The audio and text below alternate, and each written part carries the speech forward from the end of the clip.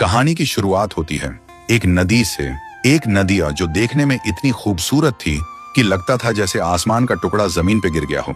उसका पानी इतना ठंडा था कि लोग गर्मियों में वहीं नहा के सुकून पाते थे। उसी नदी में एक दिन सिमी नाम की लड़की आराम से नहा रही थी।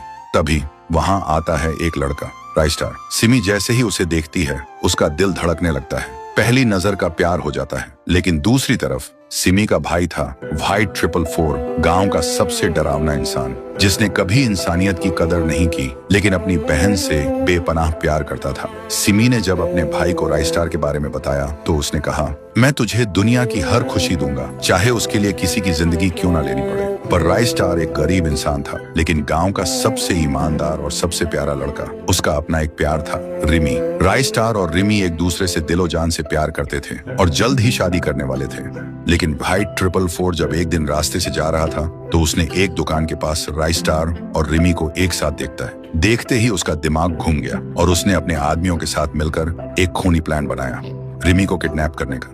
एक दिन जब रिमी बाजार से जा रही थी, व्हाइट 444 के आदमी आए और उसे उठा के ले गए। लेकिन राइस्टार का जिगरी दोस्त ज्ञान भाई सब देख चुका था। ज्ञान भाई सीधा राइस्टार के पास गया और सारी बात बताई।